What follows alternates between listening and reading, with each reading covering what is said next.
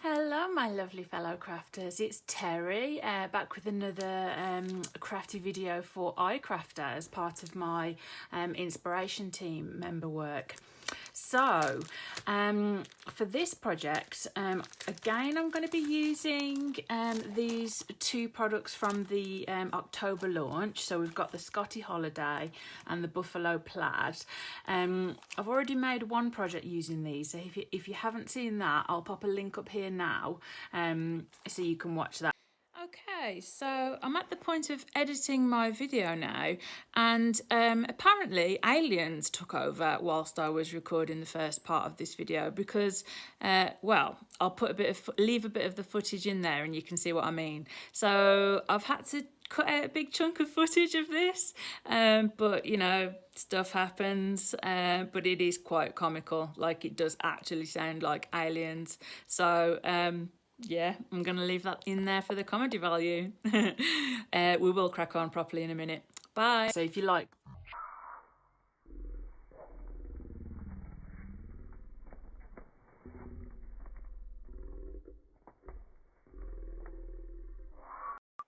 Yeah, weird, hey?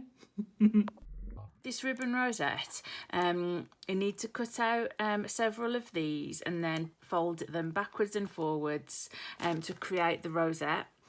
And then there's ribbon tails. I'll show you how to do all this assembly anyway, but I'm just going to get and do a bit of die cutting first and figure out what colours I want for which bit, etc. So once I've cut out all of my pieces and I know what we're going to be working with, I'll come back and then we can work through the assembly together. So I'll see you back in a mo. Okay, my friends, so I think I've done all my die cutting, and I also incorporated a bit of gold glitter card, which I thought would look really nice. So I chose like a pumpkin orange, like a brick red colour, a nice mustardy yellow, a nice green. I've cut the little pooch out twice out of white cardstock, so I'm going to stick one on top of the other for a bit of dimension. And I've cut him out a little orange bow, which I just thought would look really cute. So I'll colour him up just in my alcohol markers, but I'll do that off camera later on.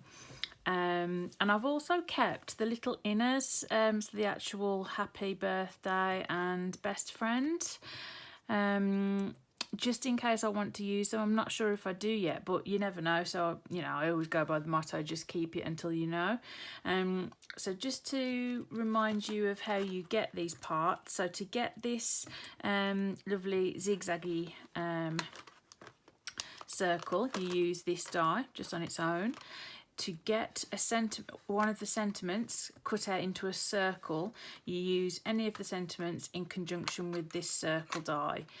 If you just use this die on its own, it just cuts into the card. So if I wanted, so this is what I've done. I've picked out a 5x7 card blank because I was being lazy, and I've cut down the panel of the red card to a 1/4 of an inch shorter.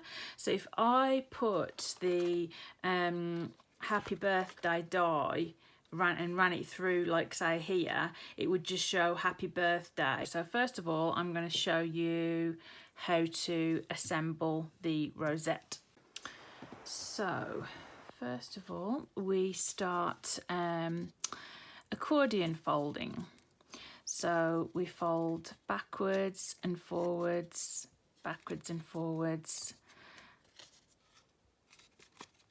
along the length. So we've got the score lines provided by the die itself, and the dies are really high quality, by the way. They cut absolutely beautifully, so yeah, that's really nice. And I really love the fact that they're a sort of lovely like bluey green colour. They're really pretty.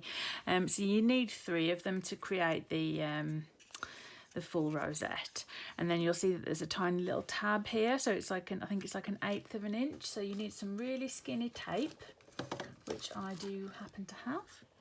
So just some very skinny tape, so that you can connect one piece to the next piece. Oops.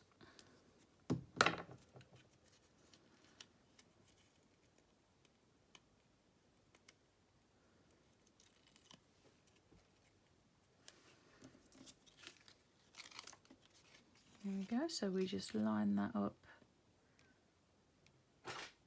there.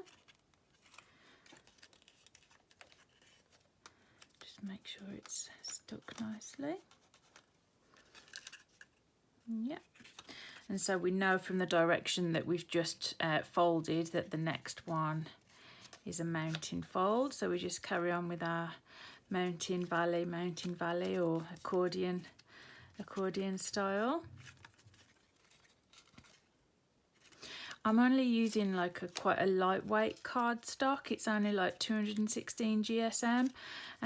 So you could probably just use a thickish paper or a thinnish card for this. It doesn't have to be, I wouldn't think that you would need to use like a really thick card. That would probably just make it very bulky and quite difficult, and you'd have to like really reinforce the score lines. But because it's by using like a thicker paper or a thin card, you can just score them with your fingers. There we go. And then the last one, the third and final. So I'm trying to butt that right up to the edge of the crease, but not over the crease. And then this is the bit where I'll use my fingernails, or if you haven't got fingernails, you might want to use a bone folder just to make sure that, you know, because you don't want your lovely folding to all come apart. So yeah, you might want to use a bone folder, or, you know, pay a bit more attention to the joins. But it's really, really easy.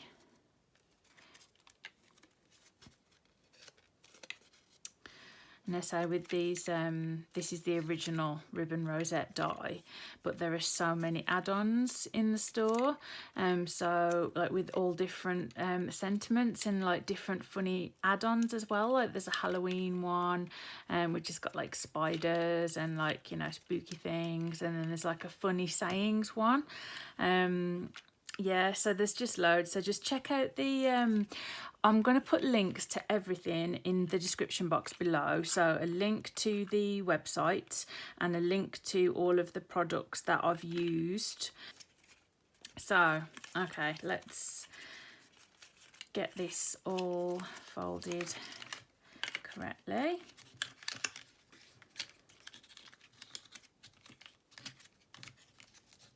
There you go. So you can see if you just start pressing it down, it sort of comes into a sort of smaller circle, into a smaller sort of rosette.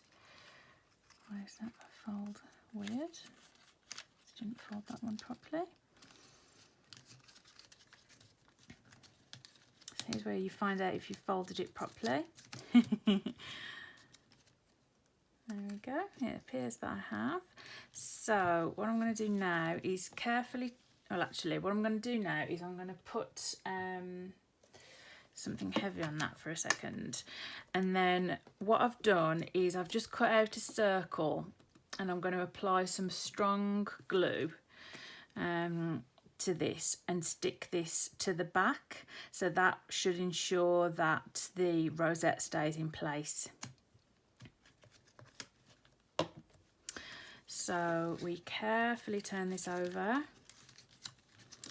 and then stick this. It doesn't matter what colour circle you use, and again I just used the outer circle die that you use along with the sentiments. No one's going to see this, so I'm just going to put this under something heavy for a while. That looks really cute. Do I want to raise that up on foam pads, or do I want to just stick that on? I think I'll just stick that on. So again, with using glitter cardstock, if you're a seasoned crafter, you'll know that sticking things onto glitter cardstock can be quite tricky. So things like tapes tend to not work very well. So if you do use a tape, then just reinforce it by using some glue over top, or just use one of your glues of preference, one that you know, one that you've got confidence in that it's a nice strong glue. So I've got a few different preferences. One allows a bit more wriggle time than the other, but yeah, It's just around personal preference, but just something that you know is gonna stick it ultimately. Oh, so what I wanted to do, so I've decided that I do want to use the stencil. This Buffalo Plaid stencil is gorgeous, and I do want to use it, and I'm going to use it with some embellishment mousse. You can get these, lots of different companies make them. These are from Nuvo, and I thought because I've used gold elements, and because I think autumn, you know, you do have like sort of like there's golden tones. I think I'm just going to use like a bit of the stencil here and there. So I'm not going to cover the whole panel. I'm just going to do it in some small areas. So what I'm going to do now is I can stick this down onto the panel, stick these together. I need to stick my two little pooches together. Well, in fact, first of all, I'll just give him a little bit of colour, and we're going to keep him white, which just means I need to give him a bit of substance and fluff. So I'm going to use some grey alcohol markers with that. I won't show you that in this video, but if you want some tips on how to colour a white dog, again, check out that video that I mentioned earlier, my last video. I'll put a link to that in the description box below as well. And then I'll stick that on top of that, so there's a bit of an added dimension. And then I'm going to come back. I'll come back when I'm at the point of positioning everything, so I can help you with showing you how I'm figuring out how to position and plan the layout of the card. So I'll see you back in a short while. So as you can see, all of the elements are stuck together. That little circle on the back of the rosette just helps to keep it all in place. So I've stuck all the elements onto each other, but I haven't adhered them onto the actual card proper. I think I like the little happy birthday down here. So I think I'm going to have the little ribbons, just making sure that there's a little space there. I'm trying to arrange it so that everything is in a position and looks aesthetically pleasing without interrupting the other elements. Do you know what I mean? So I don't think that looks very nice. So I want the ends of the ribbon tails to be seen. And as I said, I've got this lovely bright gold embellishment mousse. So before I glue any of this down, I need to apply some of this through a stencil.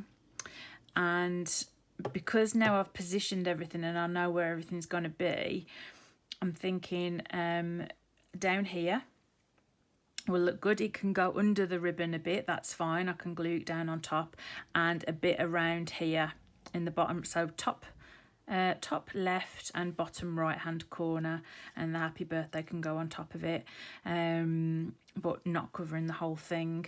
So I'm going to apply this.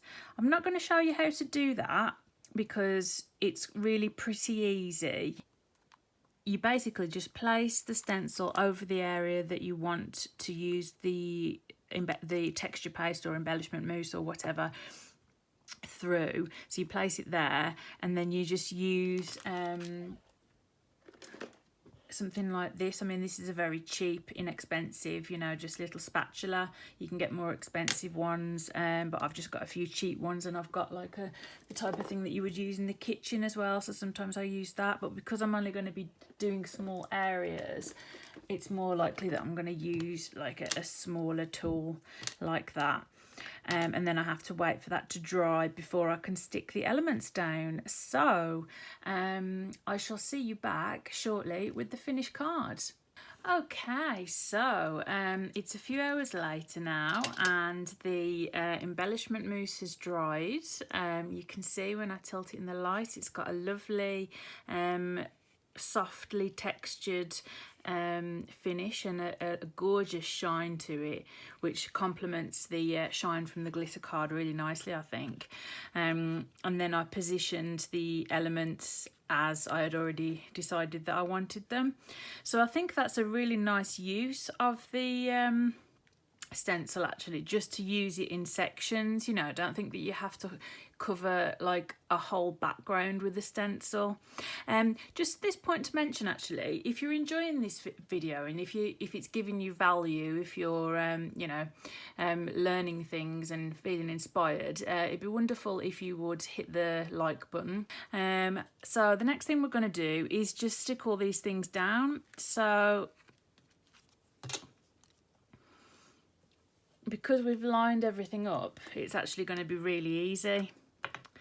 So I'm going to keep the little dog where he is, because obviously we don't want the ribbon to go over him, and if I move him there's a chance that it might, so I'm going to keep him in situ at the moment. I'm switching to a different glue, only because this one just gives a little bit more wiggle time. It's very, very similar to the other one that I was using, but again, you want to be using a strong glue, especially when you're sort of gluing over the top of things like, you know, mousses and like uneven surfaces and things like that. I also will take this opportunity, I'm not making you just watch me glue things for the sake of it, by the way. I'll just take this opportunity to say, obviously this is a video brought to you, well, you'll have probably found this video through the iCrafter blog, or you'll be one of my original subscribers, or you may have just found it on YouTube. But anyway, just to mention, however you've found this video, if you're enjoying it, I'd encourage you to head over to the iCrafter website. There's a blog and, you know, a dedicated inspiration team. We're quite large actually, I think there's 12 of us, so that's a lot of bang for your buck. You know what I mean? There's lots and lots of inspiration there for you to see. So make full use of it. Go over there and have a look. So again, it's just giving you more sources of inspiration, which is always what we like as crafters, isn't it? You know, we love to create, we love to be inspired, and just to find new sources of inspiration. And you know, obviously I'm a design team member or an inspiration team member, however you want to term it, for iCrafter. But also, you know, I am an honest person, and I applied to become a member of the inspiration design team for iCrafter because I really, really liked their products. I think they're really innovative, and you know, the things that are already there on their website is amazing, but obviously I've got sneak peeks into the things coming up in the future, and there's just so much more good stuff to come. You know, it's I feel really excited about this role and about being able to create with sort of the wonderful products that are upcoming, and also the things like, you know, with this rosette ribbon, and with my last video, so my first post for iCrafter, which was I used the box pop die set. iCrafter keep bringing out add-ons for them, so that, you know, it's like you buy a die set, but it's not like a one-hit wonder. It's not that you can only use it for that. You know, it's like, it's not that you buy a Ribbon Rosette die set and, you know, it's only gonna, you can only produce things like this. You know, there's all the add-on die sets that you can buy, you know, to extend the life of your products. And I think that's a really important consideration as for us as crafters, you know, because as well as obviously me being here to give you inspiration, I can do that because I'm a crafter myself, and, you know, we have a finite amount of resources, don't we? So, you know, I think by investing in products that we're gonna be able to use continually, and we're gonna get a lot of use out of, and that, you know, things that we don't see every day, You know, for me, that's the kind of choices that I try and make when I'm shopping. I'm thinking, am I going to be able to use this thing often? You know, is it going to give me good value? So yeah, so there we go. We have now finished this card, and I can say we because if you've stuck with me this far, you have helped me to make this card. So I think this is really cute. I'd love to know what you think. Just let me know in the comments box below, like what you think about the whole idea about this card. Like, who would you give this card to if you had it?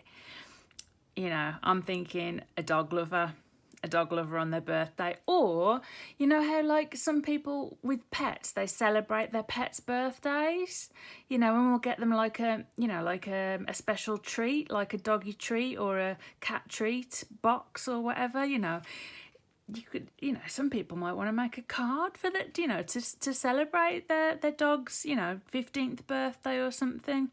So that's another use that I've just thought of. But yes, so there shall end today's video. Thank you so much for spending this time with me today. I've really enjoyed it, and I hope you have too. And just please feel free to interact with me in the comments. I love to have a chat with you. So yeah, bye for now.